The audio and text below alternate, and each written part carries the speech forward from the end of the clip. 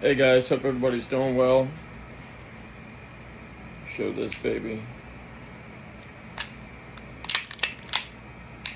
So, I've done a lot of work, obviously, and I haven't made a lot of content, and I wanted to kind of tell you guys why. My father was diagnosed with stage 3B lung cancer. It's pretty aggressive, and you know, it's tough news, and like I like shooting and I like tinkering with my guns, and that's kind of where I fall back into during tough times, and I just don't make a lot of content when I do that, you know. I find working on guns very therapeutic. So what I've done with the Prodigy, as you guys know, I've put the aluminum chili grip on it. I don't even know how to say chili properly. I've probably been saying it wrong this whole time. But this is the L2 grip. I wish I would have got the E2 grip. So I ended up modifying the L2 grip to try to accomplish the grip angle of the E2. It's not perfect, but it's definitely better. So we got the Chile aluminum grip, stainless steel mag well. I sandblasted the whole gun. After sandblasting it, that's the color that it'll come out as after being sandblasted. And then you could take a SOS pad and brush in one direction, and you'll get this brushed steel type finish, which is what I have here. And then I just leave it in the slide cuts so that it comes out like a two-tone color. And then the top of the slide, I polished it so the side is like a brushed, the top is like a polished steel, and then inside these slide cuts is just the base color after a sandblast. And then on the back, I blended everything together.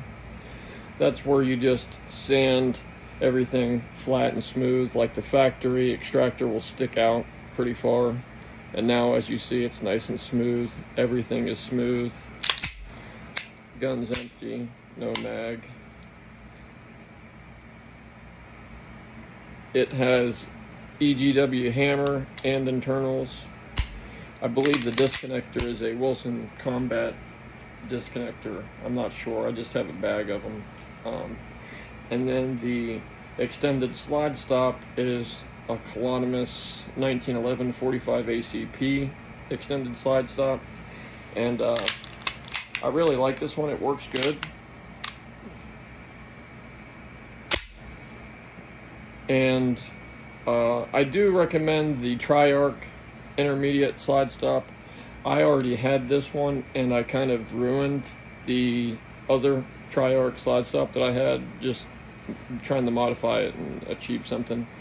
But I had already modified my grip. As you can see, I had to cut some of the grip out for that slide stop to fit.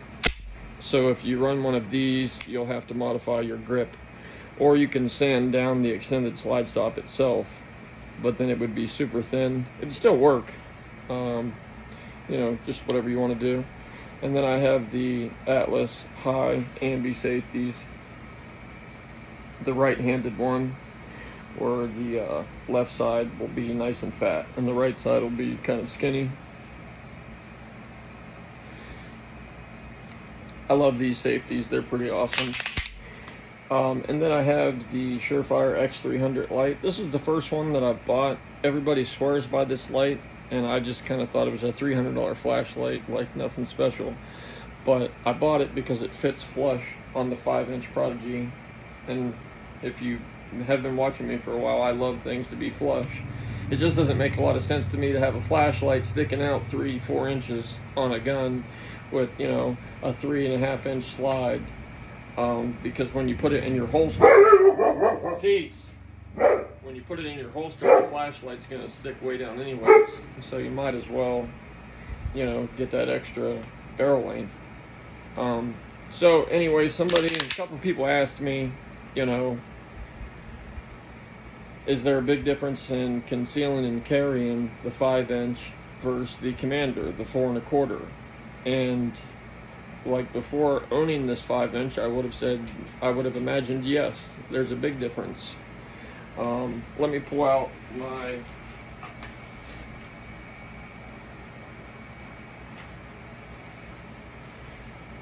this is the Atlas, and you'll see the size difference there. But when you carry it, it really doesn't make that big of a difference. And I love this gun. It shoots, this outshoots my Atlas. With the 7-pound recoil spring in there, it's so much fun to shoot. I love this gun a lot. The Atlas shoots amazing too. This is just a little better. It's less snappy because of that longer slide, more weight. So this is the holster that I bought. It's a We the People holster. It's an outside the waistband holster that I modified for inside the waistband.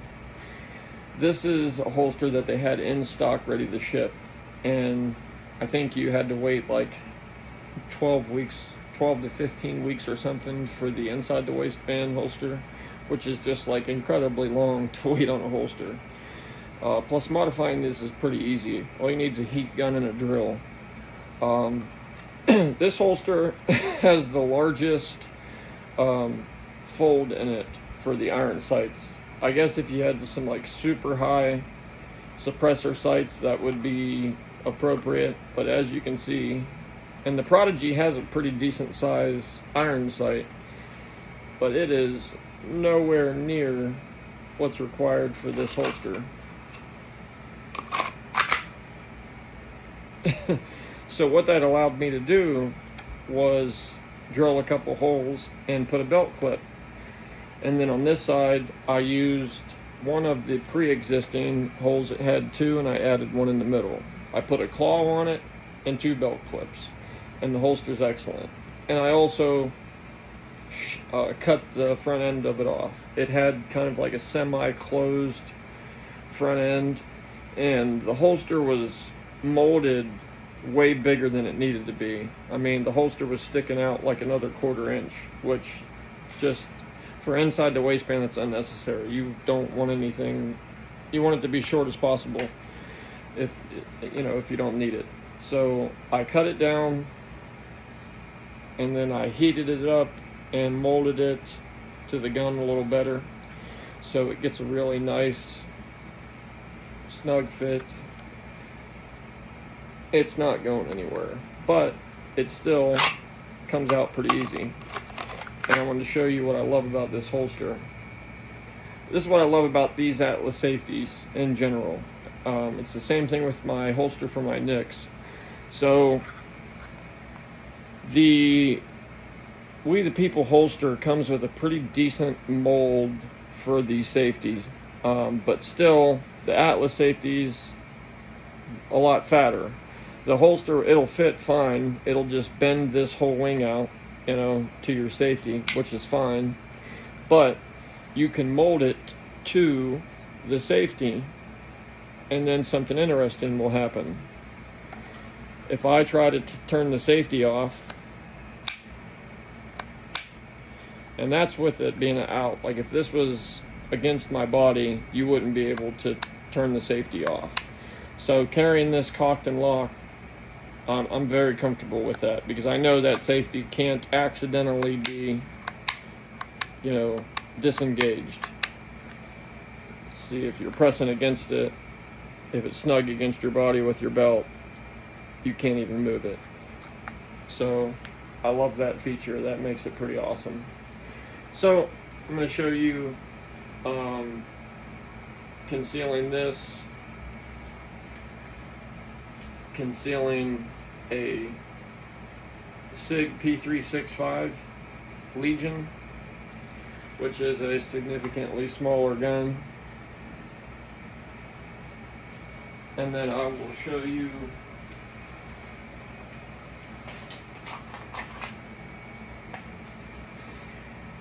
concealing the Nicks.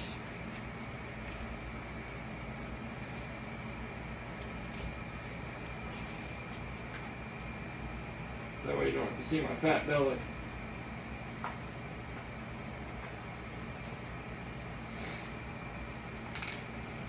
These ratchet belts are amazing. I love them. I swear by them.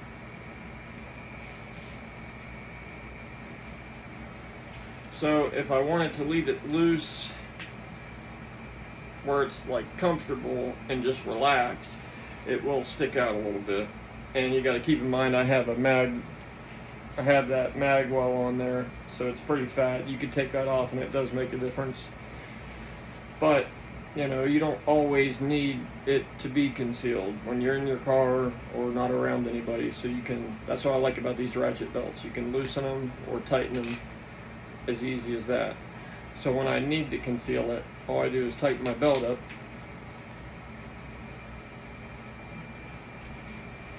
So it is possible to conceal this 5-inch gun. And sitting down is comfortable. I don't know if it's the way that I have this holster. The gun sticks up pretty high, which is how I like it anyways. It makes it natural for a draw.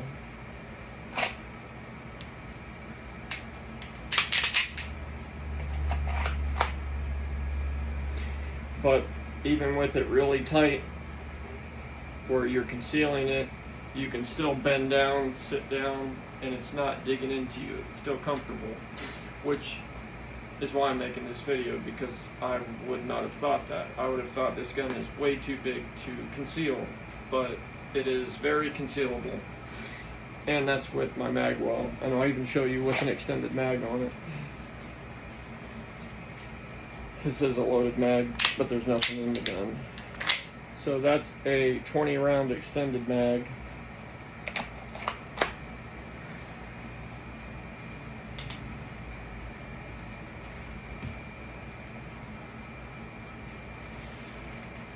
And if I wanted to, I can still conceal it.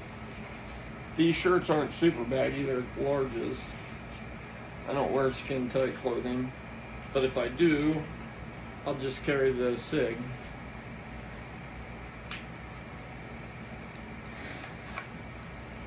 So there's that, and then we'll do the Commander. That also has a flared mag well on it.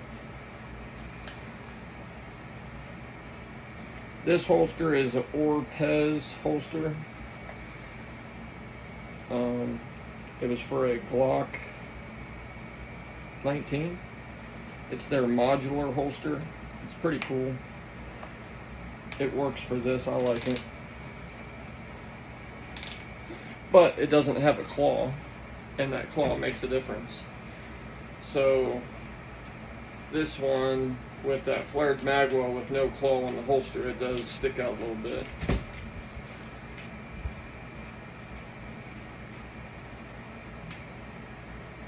I imagine if I would have had to equal the same holster for this, it wouldn't, but a claw is definitely needed for these bigger guns. And then the SIG P365 has a claw.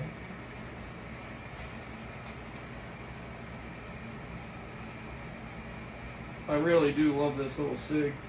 I changed the slide on it. I don't know if I showed you guys.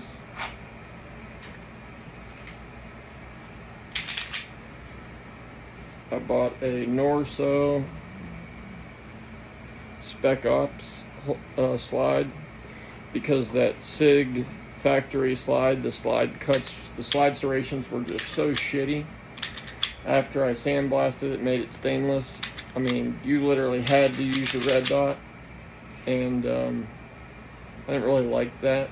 I do use the red dot in conjunction with my hand, because I don't like getting fingerprints all over my red dot. So this slide has really nice cuts in it, so you can get a decent grip. Oh, and that has the antimatter wing on it, which I love that. This gun is definitely a lot of fun to shoot too.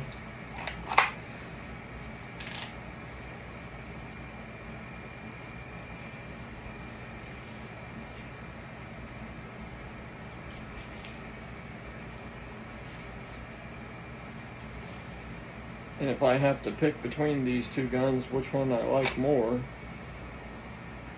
I'm picking the Prodigy all day.